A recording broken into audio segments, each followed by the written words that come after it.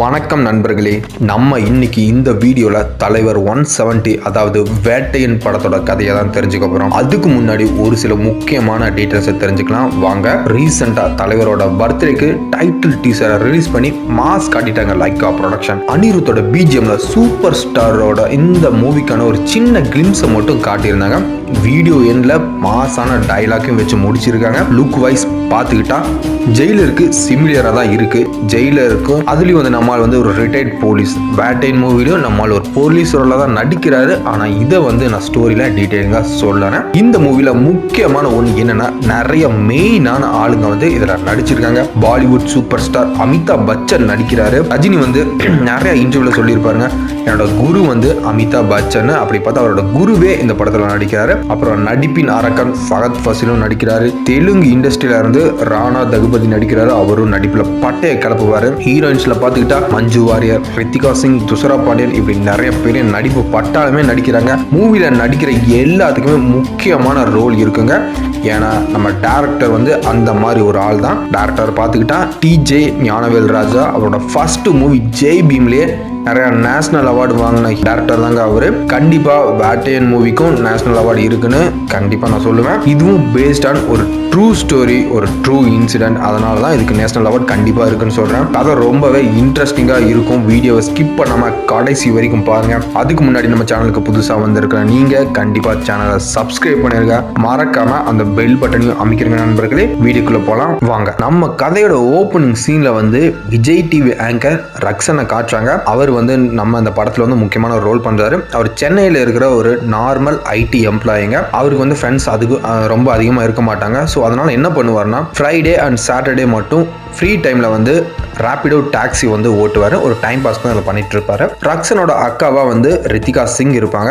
ரக்ஷனும் எப்பவும் போல Friday evening வந்து பைக் டாக்ஸி ஓட்டுறாரு. அப்போ ரைட் புக் பண்றவங்க தான் துஷரா விஜயன். இங்க நடக்கிறது என்னன்னா, துஷரா விஜயன் எப்போ ஃப்ரைடே ரைடு புக் பண்ணாலும் அதை வந்து ரக்ஷன் தான் பிக் பண்றாரு. ஸோ இவங்களுக்குள்ள ஒரு நல்ல ரிலேஷன்ஷிப் பில்ட் ஆகுது. லவ் அளவு இல்லைனாலும் கொஞ்சம் க்ளோஸாக தான் இருக்காங்க கடைசி ஒரு கிட்டத்தட்ட ஒரு மாசத்துல. அப்படியே கொஞ்ச நாள் போகுது. ஒரு நாள் துஷரா விஜயன் அவங்க ஆஃபீஸ் முடிச்சுட்டு எப்பவும் போல ரைடு புக் பண்றாங்க அவங்களோட ஃப்ரெண்டு பர்த்டேக்கு போகணும்னு. ஸோ நம்மளால ரக்ஷன் தான் அதையும் பிக் பண்றாரு. பிக் பண்ணி டிராப் பண்ணிடுறாரு. அடுத்த நாள் மார்னிங் வந்து துஷரா விஜயனோட பேரண்ட்ஸ் வந்து போலீஸ் ஸ்டேஷன்ல போய், நேத்து நைட்டு ஃப்ரெண்டு வீட்டுக்கு போறேன்னு சொல்லிட்டு போனேன், என் பொண்ணு வந்து இன்னுமே வீட்டுக்கு வரல அப்படின்னு சொல்லி போலீஸ் ஸ்டேஷன்ல போய் கம்ப்ளைண்ட் கொடுக்குறாங்க. விசாரிச்சு பார்த்தா அவ வந்து பர்த்டே பார்ட்டிக்கே போனே, அங்க வரவே இல்லையா. போலீஸ் வந்து போனை வந்து ட்ராப் பண்றாங்க. லாஸ்ட் கால் பேசினது ரக்ஷன் தெரிஞ்சுக்கிட்டு அவன் கிட்ட போய் விசாரிக்கிறாங்க. அவன் வந்து அந்த பொண்ணை டிராப் பண்ண இடத்த சொல்றான். டிராப் பண்ணிட்டு நான் வீட்டுக்கு கிளம்பிட்டேன், இவ்வளவுதான் எனக்கு தெரியும் அப்படின்னு சொல்றான். அவன் சொன்ன டீடைல்ஸை வச்சு தேடுறாங்க. ஆனா எங்கேயுமே கிடைக்கல. முக்கியமா அவன் டிராப் பண்ண பிளேஸ் வந்து அந்த இடத்துல இருந்து நெக்ஸ்ட் 1 கிலோமீட்டருக்கு எங்கேயுமே கேமராஸ் இல்ல. இதுக்கப்புறம் நெக்ஸ்ட் டே மார்னிங் வந்து அந்த பொண்ணோட பாடி வந்து ஈசிஆர் பீச் கிட்ட கிடைக்குது. போஸ்ட்மார்ட்டம் ரிப்போர்ட்ல ரேப் பண்ணி கொலை பண்ணிருக்காங்கன்னு தெரிய வருது. இதனால ரக்ஷனை வந்து போலீஸ்காரங்க என்ன பண்றாங்கன்னா கஸ்டடியில் எடுத்து விசாரிக்கிறாங்க. அது எப்படி லாஸ்ட் 2 மாசமா அந்த பொண்ணு உன் கூட மட்டுமே எவ்ரி ஃப்ரைடே பைக்ல வர்றான், நீ தான் அவளை ரேப் பண்ணி கொலை பண்ணியான்னு கேட்கறாங்க. போலீஸ்க்கு இவனை தவிர வேற எந்த ஒரு க்ளூவும் கிடைக்கல. அதுவும் இல்லாம சென்னையில இந்த மாதிரி ஒரு பொண்ணுக்கு இப்படி நடந்துருச்சு, அதுவும் ஐடில படிக்கிற பொண்ணு. இந்த மாதிரி சென்னையில வந்து நிறைய பொண்ணுங்க நைட் நேரத்தில் வேலைக்கு போறாங்க. அந்த மாதிரி இந்த மாதிரி ஒரு பொண்ணுக்கு நடந்துருச்சுன்னு நிறைய இடத்துல வந்து ப்ரொடெஸ்ட் பண்றாங்க. அது ரேப் பண்ணி கொலை பண்ணிட்டாங்கன்னு. ஸோ வந்து போலீஸுக்கும் வந்து ப்ரெஷர் ஆகுது. இப்பதான் நம்ம கதையில வந்து ராணா தகுபதி என்ட்ரி கொடுக்குறாரு. இந்த கேஸோட லீட் இன்ஸ்பெக்டர் அவர் ஜாயின் பண்றாரு. ஸோ என்ன பண்றாருன்னா, ஜாயின் பண்ண நெக்ஸ்ட் டேவே ரக்ஷனை என்கவுண்டர் பண்ணி கொலை பண்ணிடுறாருங்க. எப்படி பண்றாருன்னா, போலீஸ் ஸ்டேஷன்ல இருந்து கோர்ட்டுக்கு கூட்டிட்டு போகும்போது போலீஸ் மேல தாக்குதலை நடத்தினா, கண்ணை தூக்கி எங்க மேல சுட பார்த்தான் அப்படின்னு சொல்லி சும்மா அப்படிலாம் சொல்லிட்டு அவனை என்கவுண்டர் போட்டு கேஸை க்ளோஸ் பண்ணிடுறாரு. ப்ரொடெஸ்ட் பண்றவங்க ரக்ஷன் தான் உண்மையான ரேபிஸ்ட்னு நினைச்சு என்கவுண்டர் பண்ண போலீஸ் ரகுபதியை வந்து, அதாவது ராணா ரகுபதியை வந்து ஹீரோ மாதிரி கொண்டாடிட்டு இருக்காங்க. இந்த மாதிரி ஒரு என்கவுண்டர், அதாவது ஒரு பொண்ணை ரேப் பண்ணவனா போலீஸ்காரங்க சுட்டு கொன்னுட்டாங்கன்னு இந்தியா ஃபுல்லா பேசப்படுது. ஆனா இதுக்கப்புறம் ரக்ஷனோட அக்கா வந்து இது வந்து ஃபேக் என்கவுண்டர், என் தம்பி வந்து என்ன ஒரு தப்புமே இல்லைன்னு ஒரு கேஸை ஃபைல் பண்றாங்க.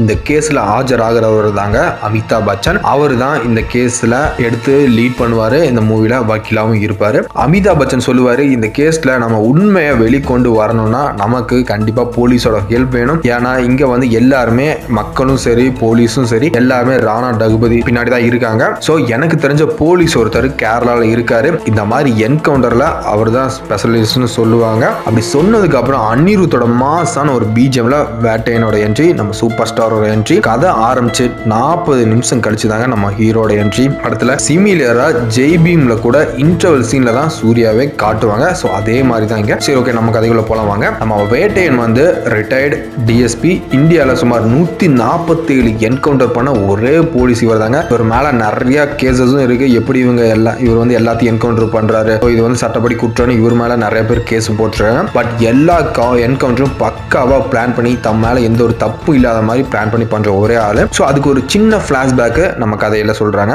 கேரளால ஒரு பையன் வந்து ஒரு பொண்ணை அவன் லவ் பண்ணலன்னு அவன் ஸ்கூட்டியில போகும்போது ஆசிட் வந்து மூஞ்சிலே அடிப்பான். இப்போ பின்னாடி ஃப்ரெண்டும் அந்த ஸ்கூட்டியில் உட்காந்துட்டு போவான். அவன் மூஞ்சிலையும் ஆசிட் அடிப்பான். 2 பேர் மூஞ்சில ஆசிட் அடிச்சு ஸ்கூட்டில இருந்து 2 பேர் கீழே விழுந்து ஆக்சிடென்ட் ஆகி செத்துருவாங்க. இந்த கேஸை கூட நம்ம வேட்டையன் தான் ஹேண்டில் பண்ணுவாரு. அந்த பையனையும் அதே மாதிரி என்கவுண்டர் போட்டு தள்ளிடுவாரு. ஆக்சுவலா நம்ம இந்தியாவில் வந்து மர்டர் ரேப் பண்ணா அவ்வளோ பெரிய தண்டனை எதுவும் கிடைக்காது. இப்படி தண்டனை கிடைச்சாலும் கேஸ் வந்து எப்படியும் ஒரு 5 வருஷம் 6 வருஷம் 10 வருஷம் நிறைய வருஷம் இழுத்துட்டே போகும்.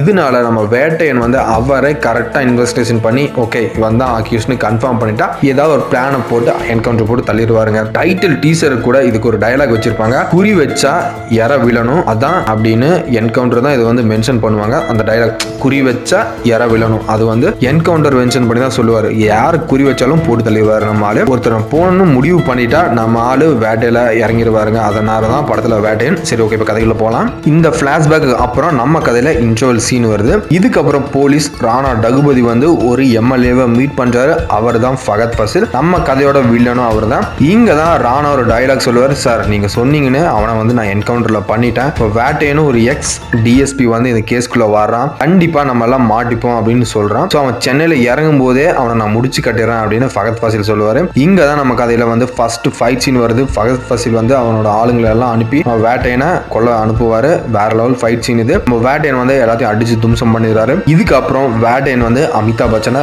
மீட் பண்றாரு. வேட்டையனுக்கு ஹெல்ப் பண்ண ஒரு போலீஸ் அவங்க கூட ஜாயின் பண்றாங்க. அவங்க தான் மஞ்சு வாரியர். அவங்க சென்னையில போலீஸா இருப்பாங்க. இவங்க 2 பேர் சேர்ந்து இன்வெஸ்டிகேஷன் ஸ்டார்ட் பண்றாங்க. நம்ம ரஜினியும் இந்த மாதிரி நிறைய ரேப் பண்ண மர்டர் பண்ண ஆளுங்களை வந்து அக்யூஸ்டா ஃபேம் பண்ணி என்கவுண்டர் பண்ணியிருப்பாரு. பட் அவர் வந்து கரெக்டா இன்வெஸ்டிகேஷன் பண்ணி இவன் தான் உண்மையான அக்யூஸ்டா அப்படின்னு சொல்லிட்டு தான் என்கவுண்டர் பண்ணுவாரு. ஸோ பிகாஸ் வந்து கோர்ட்ல வந்து போனா சரியான தீர்ப்பு வராதுல, ஸோ அதனால தான் இப்படி பண்ணுவாரு. ராணாவோட கேங்கும் இதே மாதிரி சிமிலரா பிளான் பண்ணி தான் என்கவுண்டரா பண்ணியிருக்காங்க. ஆனா செத்து போனோட பாடியில வந்து கரெக்டா அந்த ரக்ஷனோட ஃபிங்கர் பிரிண்ட்ஸ் இந்த மாதிரி எல்லாமே பண்ணி வச்சிருக்காங்க. ஆனா நம்ம வேட்டையன் வந்து கேஸை வந்து டீப்பா இன்வெஸ்டிகேஷன் பண்ணும்போது தான் தெரியுது அது ஒரு கேங் ரேப்னு. ஸோ ஒரு ப்ரூஃபும் வேட்டையன் வந்து அவரோட கேங்கை வச்சு கலெக்ட் பண்றாங்க. இதுக்கு அப்புறம் வந்து நம்ம கதையில யார் அந்த பொண்ணை ரேப் பண்ணாங்க, இதுக்கும் ஃபகத் ஃபாசிலுக்கும் என்ன சம்பந்தம், ரக்ஷனுக்கு வந்து ஜஸ்ட் செத்து போன ரக்ஷனை என்கவுண்டர் பண்ணிட்டாலும் பட் அவனுக்கு உண்மையான ஜஸ்டிஸ் கிடைச்சதா, கிளைமேக்ஸ்ல என்ன ஆச்சு அப்படின்னா இந்த கதை வந்து